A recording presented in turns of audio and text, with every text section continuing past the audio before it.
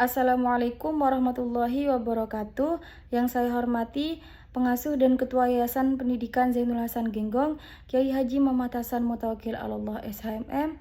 Yang saya hormati Rektor Universitas Islam Zainul Hasan Genggong, Bapak Dr. Abdul Aziz Wahab BAMAG.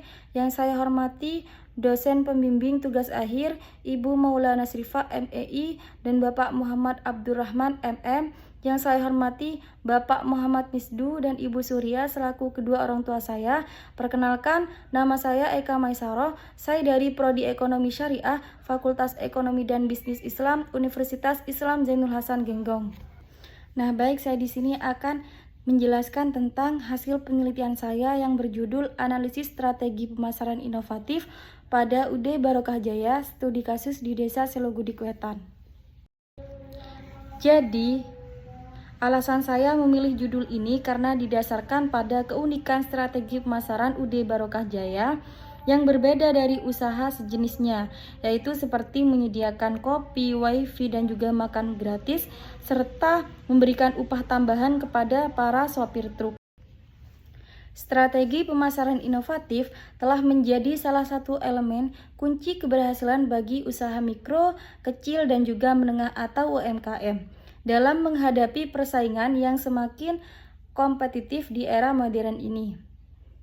Jadi, persaingan yang semakin ketat menuntut setiap usaha untuk menciptakan nilai tambah baik melalui produk, layanan, maupun pengalaman yang diberikan kepada para pelanggan.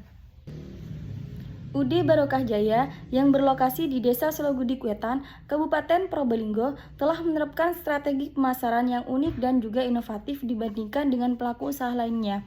Strategi tersebut meliputi pemberian kopi gratis, makan gratis, wifi gratis bagi pelanggan maupun sopir truk yang membawa kayu.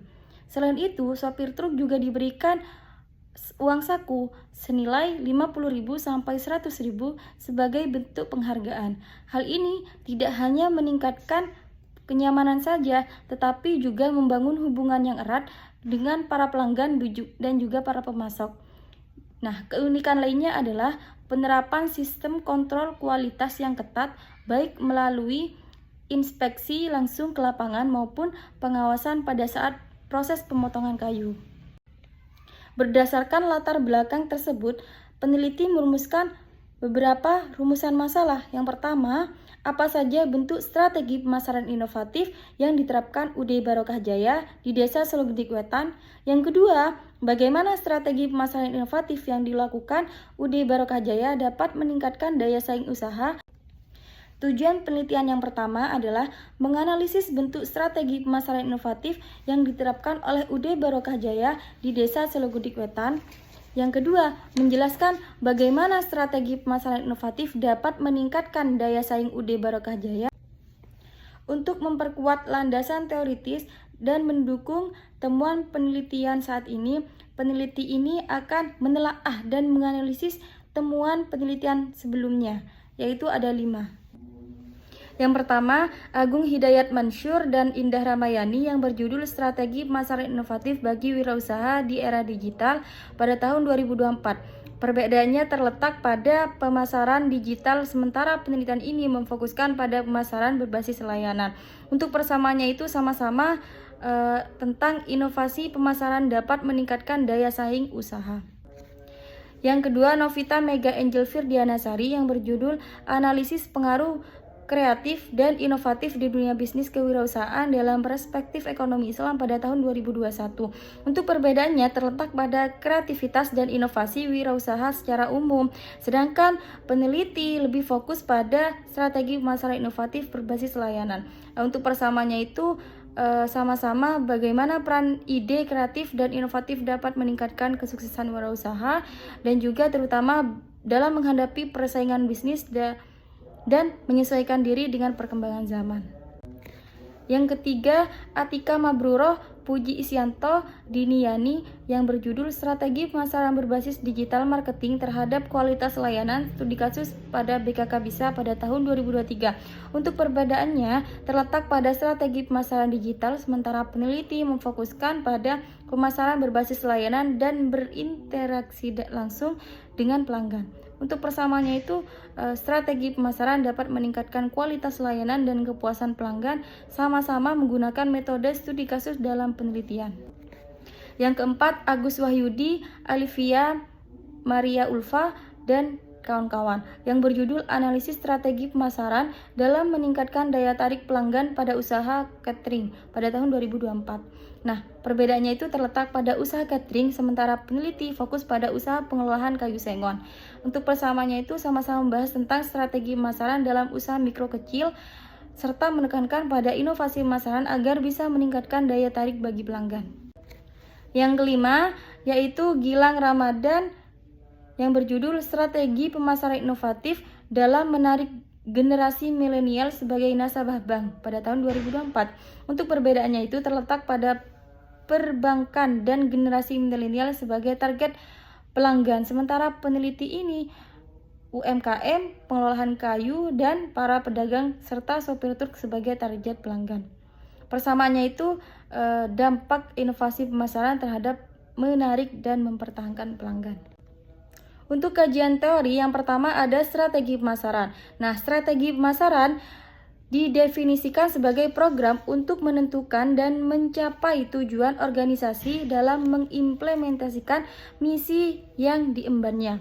Nah, jadi makna yang terkait dari strategi adalah peran para manajer yang dituntut aktif, sadar, dan rasional dalam merumuskan strategi sebuah organisasi. Selanjutnya yaitu konsep marketing mix. Salah satu teori pemasaran yang paling banyak digunakan itu adalah strategi pemasaran marketing mix atau 4P. Nah, 4P yang dimaksud adalah yang pertama produk. Produk itu kan merupakan elemen utama dalam pemasaran, karena tanpa produk yang baik, strategi pemasaran tidak akan berjalan dengan efektif. Yang kedua yaitu price atau harga. Harga adalah jumlah uang yang harus dibayarkan oleh pelanggan untuk mendapatkan produk atau jasa. Yang ketiga yaitu place atau tempat. Yang keempat adalah promosi.